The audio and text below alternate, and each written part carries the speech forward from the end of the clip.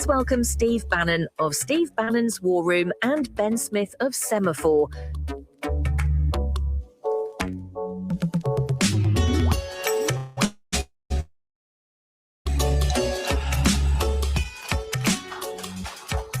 Look at that. Your fans are here, or one of them. Thank you, sir. I want to thank my agent. So I was just thinking, we were here a year ago talking about the administration, talking about MAGA, and I think then it felt like your wing of the Republican Party was ascendant. A year later, Trump's at war in the Middle East. He's doing a deal with China. You're fighting him over deportations. So what happened? I'm not fighting him. Look, first of all, we were ascendant on those policies, and we'll be ascendant again. President Trump just announced, I think, a peace deal in the Middle East, peace deal with Lebanon. We'll see how it works out. I think the blockade's very strong. But people shouldn't lose the fact that the populist nationalist movement in this country has got a lot of muscle, right? Right now, we've had a huge victory in Texas. We're fighting to a draw in Virginia. If you look in South Carolina, Lindsey Graham's below 50%. So we got a lot of stroke, and I think people are getting very motivated. Some of the policies are maybe not totally aligned, but President Trump's our leader, and I realize there's been a lot of noise out there about President Trump and the war and maybe some of our alliances, but I think this movement at its core, particularly on the core issues, is stronger than ever. But can you give me your sense and of basically how the administration has gone so far? Kind of periodize it for me a little. Like there was a period where it just felt like this was Steve Bannon flood the zone being quoted constantly, and really the policies were coming from the populist wing, and it felt, I don't know, I guess I put it at the first Iran bombing when it felt like that stopped and we went in a different direction. But how do you see it? Well, because remember, the 4 years we had in the wilderness, we had a political operation, which was the precinct strategy to really become very proficient in getting out low information, low propensity voters, which led to the 22 and the 24 victory. In addition, we had public intellectuals that stepped up and did, like Russ Vought, who's Secretary of OMB right now, that did Center for Renewing America, Project 2025. So this first 6 months, when I was here last year, we were the beneficiary of 4 years of being in the wilderness, but with policies, cadres, we had networks of people that came in the administration, they were filling up. Sergio Gore was personnel. So we had the non-Senate confirmed. So when we were here last year and then all the way through the June bombing, we were on a roll. But as Washington does, right, the lobbyists and the corporations and the donors, and I think, I'm not saying we're off track. I think some of these are not as hard and tough as we want to be. And I keep telling people, President Trump and this movement he created is a moderate. After President Trump, and really a lot of the muscle in our movement is much farther right than President Trump, and much harder, much more nationalistic than even President Trump is. So I think you're going to see a resurgence of that. I'm actually very optimistic about November. I think November we're going to hold the House. I think if we can get the Senate to do anything, we can actually hold the Senate, and they look grim right now. But I see grassroots people out there that are thirsting to get back into the fight and thirsting to fight for these policies. I think a few changes of these policies, we're going to get people back out there, and I feel better than ever in our movement. And this is and I know it works because the first up until the bombing in Iran, and even remember that bombing was not as bad as it could have been because the greatest ally in the world wanted regime change, and President Trump did total obliteration of the nuclear program, which still rolls through the day. It's one of the reasons that they're talking about this deal that he might go to Islamabad and do because of the beginnings of that bombing. So was that sarcasm? Do you not think they're the greatest ally in the world? No, I do not think they're the greatest ally in the world. In fact, I think the only worst allies you could have are the Arab allies we've got in the Gulf. I think I think Qatar, Saudi Arabia, UAE, I don't think any of them are any good, right? They're double dealing us all the time. Right now, I think the strategy is perfect with the blockade. As soon as we get this sorted out with the Chinese Communist Party, I keep saying the Middle East is a sideshow and Israel's a sideshow to a sideshow. We've got to pull back. We have to pull back the hemispheric defense, the Central Pacific as the strategic pivot, like Mackinder said, the Eurasian landmass, the heartland is the pivot for Eurasia. The pivot for the United States is that vast Pacific, as the giants in the 19th century knew. So I think we pull back here, and this is how we control the world, is through hemispheric defense and controlling the Pacific. We're a Pacific nation, but no, I think we got to get out of the Middle East. I think our Arab allies are terrible. And I think Israel shows you that they go their own way every time. I want to go back to something you said earlier about the kind of business and the lobbyists. There may be a couple lobbyists in this room. You raise your hands or not. But certainly a business heavy crowd. And that has been, I spent a lot of time with you over the last year, and kind of my observation has just been that it just feels like in Washington, the money always wins when there's a conflict right now. And I think that's sort of what you observe too. Why is that? Why do you think that the kind of movement right is getting rolled by the kind of corporate right? It doesn't always get rolled. What I said last time also, I said, hey, you're going to have two choices. You're going to have Mangione, or you're going to have what turned out to be Mandami, right? You're going to have, and Mandami's populism on the left actually thinks it's more of neo-Marxism and jihadism.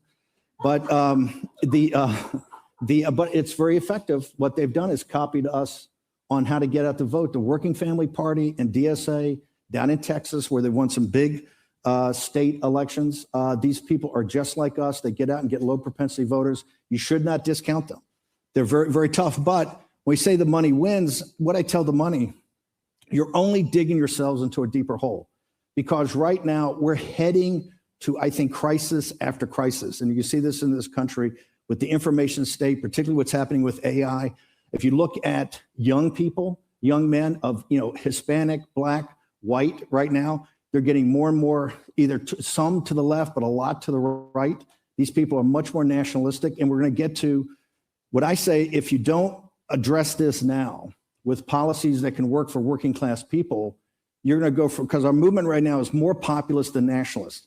It's going to get to be more nationalist. And after that, you're going to become ultra-nationalist. When I say ultra-nationalist, that means foreign capital out, foreigners out. It's going to be tough. So we've got to solve these problems today.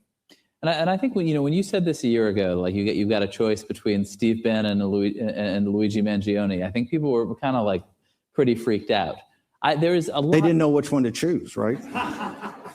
I think people in Washington right now are much less worried that that's going to be the choice. And I wonder, and you say you think Republicans are gonna take the House. That's a very if you bet on that on Calshare politics, hold you're it. going to make a lot of money. When you say that, look at John Cornyn. John Cornyn spent $80 million to $100 million, the same old playbook to destroy Ken Paxton. We went down to Texas with Gert Wilders and Glenn Beck in January. We had a proposition on the ballot. We put a proposition on to galvanize people. That was to prohibit Sharia law in the state of Texas. Also to have, that's funny. Is that funny?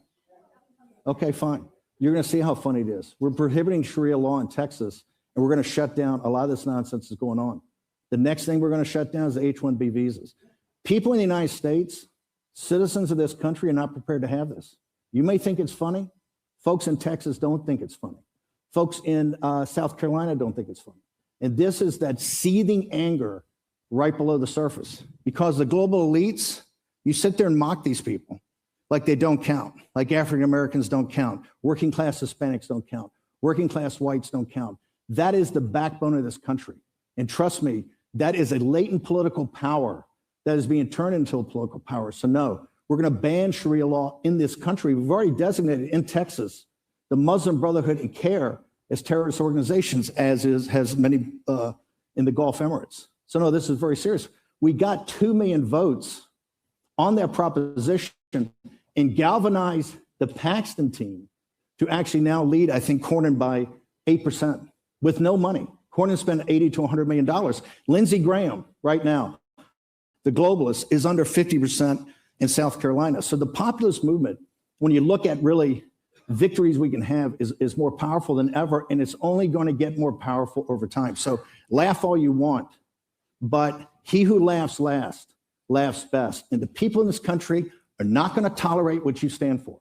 You stand for the destruction of this country, the sovereignty of this nation. And you look for the destruction of American citizens. The system that is going to come in place is not simply America first. It's American citizens first. American citizens have to have a better deal than any foreigners here. They have to have a better deal than any illegal alien. And that day is coming. I think a lot of your fights have been inside the right, the ones that you're talking about the Texas primary, but you also have some sort of, I think, are building some unusual coalitions. And I'm specifically thinking about AI.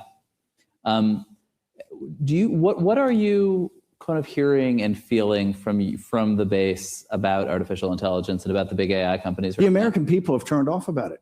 Look what happened in New Mexico. Well, first off, you talk about populism. Look at what's happened in the trial yesterday with Live Nation.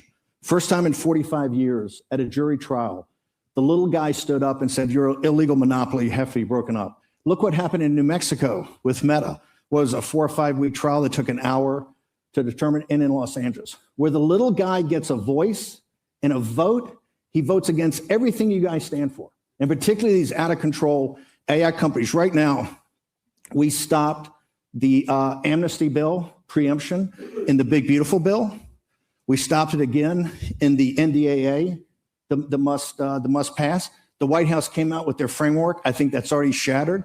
David Sachs essentially relieved for cause for not delivering. And this is a coalition of the left and the right. And quite frankly, the right is now just starting to stand, not the leaders of the right, but people in these states. Ron DeSantis, very smart person, yesterday said, "I'm calling a special session to bring people back to essentially decelerate artificial intelligence." They can't use the excuse we've had a Sputnik moment and it's the Chinese Communist Party. That's the fear. We cut the chips off. I don't care what NVIDIA wants to do. Just to go back, why are people upset about AI? Because first off, the damage it's doing to kids, what it's doing to the country, what it's doing to jobs. But most importantly, it's like mythos. When we had nuclear power, right? You remember from the Oppenheimer movie, you had the Atomic Energy Commission. You had some sort of at least modicum of a regulatory apparatus. These oligarchs want absolutely no control. They are radical accelerationists. And we know now from mythos that they're the first guys to say, "Hey, look, this thing is out of control. We can't even put it out." So we have to have controls of artificial intelligence. We cannot just be accelerationists.